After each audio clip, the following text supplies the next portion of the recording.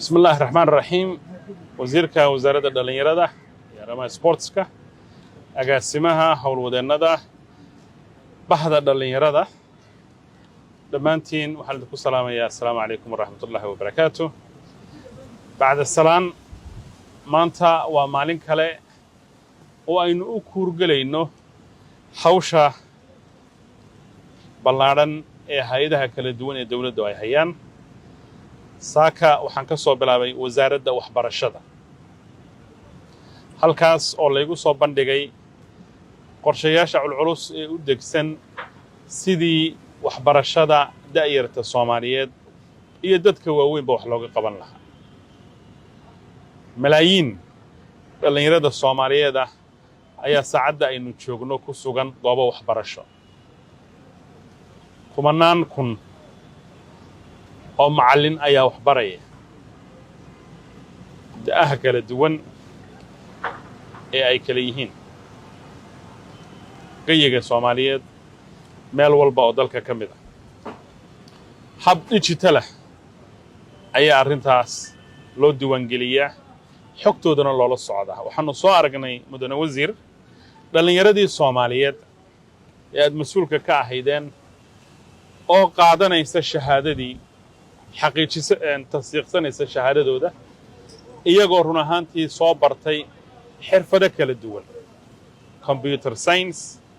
dhakhtarnimo caafimaadka qaybihiisa kala duwan maamul iyo maarayn injineeriyad beeraha wax aanay soo barani ma jirto waxa lagu tala jiraa dalkan in barnaamijyo waaweyn oo sida ay ka mid tahay muqdishada cusub oo dekad leh oo airport leh oo goobo ganacsi leh balaayiin dollar baa la gelinayaa markaad maqasho macnaheedu waxa weeye boqolaal kun oo Soomaaliyeed ayaa ka shaqayn doonta magaalada haddaad aragto intaasoo baaca mushtari oo dhalinyaro ay furatay baynu ku aragnaa wasiirku waa wasiir aad u firfircoon aftahama leh xadhiya habeenna u qaraama oo u taagan danaha dhalinyarada Soomaaliyeed danaha dhalinyarada Soomaaliyeed kuma uun koobna kuwa ay kala yihiin xagga arrimaha bulshada iyo dhaqaalaha dhalinyarada Soomaaliyeed horta qarankan Soomaaliyeed waxa ku nool ku dhawaad 16 milyan oo muwaadin iyo 2 milyan oo dibadda inaga jirta boqolkiiba 70 waxay u badan yihiin dhalinyaro dhalinyaradaasina waxay u dhaxaysaa 18 ilaa iyo 30 halka waxa kaaga soo baxaysa inay aragti weyn ka leeyihiin inay qayb ka noqdaan siyaasadda Soomaaliyeed waxa markaa hubaal ah dhalinyarada maanta aanu aragnay ee ku qalabaysan aqoontii u dambeysay ee teknoolajiyadda iyo internetka iyo telefoonnada iyo kombiyuutarada gacmaha ku wada silad ee xogtii adduunka wax ka haysa ee waxa Gaza ka socda iyo waxa Mareykan ka socda iyo waxa Hindiya ilaa iyo Yurub ka socda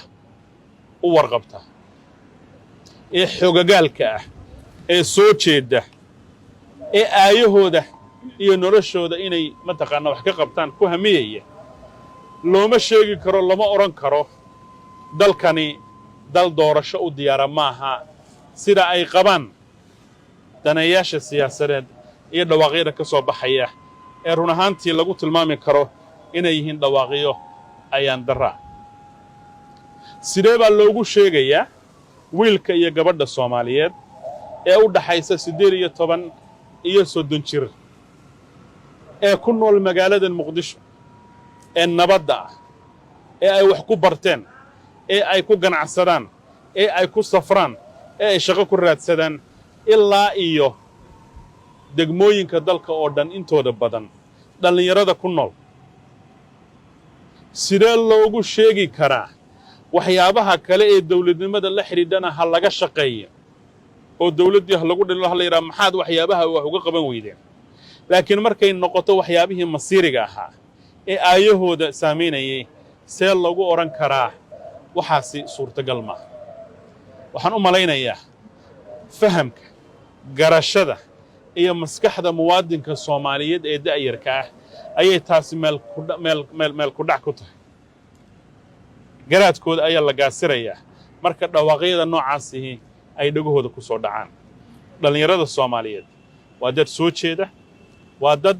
xuquuqdooda dastuuriga og waxay tahay waxaa muuqata inay aad iyo aad ugu diyaarsan yihiin wacyigooduna sarreeyo aqoontooduna sarreyso sida ay su'aalaha uga falceliyaan baa waxaa kaaga muuqata in garaadkoodu aad u sarreeyo oo dooda qaran ee socota ee u dhaxaysa laba waddo odhanaysa war dalkani halkuu joogi jiray ee uu ku habsaamay ee dib u dhiceenna sababta u ah aynu ka rarno oo aynu hore u soconno oo doorasho qof iyo coda aynu aadno oo aynu hilinkaa toosan ee horu socodka ah marno waa dood odhanaysa maya waddadaa waa laga wacan yahaye aynu dib u soconno oo shalay jeedaalinno aynu maalmihii mugdiga ahaa ee dib u socodka ahaa beriye ku sii bariisanno oo sii degganaanno degelkii ay ahayd mar hore inaynu ka hayaanno qoomiyadaha fara badan ee mandaqadda ku noolna ay ka hayaameen waxaan u malaynayaa garaadka dhalinyarada Soomaaliyeed sida maantaba markii aan dhegaystay aan ka arkay inuu yahay mid ka koray in doodo marin habaabina ay dhegaysan karaan waxa iiga muuqata dhalinyaradu inay inaga xoogagaalsan yihiin oo aanay maanta diyaar u ahayn in la yiraahdo aayihiinii suldaan ayaa go'aaminaya ama oday dhaqameed in la yiraahdo nin maamul hogaamiya ayaa xildhibaanada qaranka Soomaaliyeed soo xulayad marti uga noqonaysa arrintaasi waa arrin biyo kaba dhibcaan ah waana arrin dhammaan waxgaradka Soomaaliyeed muwaadiniinta Soomaaliyeed ee dal iyo dibadba jooga ay ku haminayaan waana hormuudka iyo furaha horumarkeena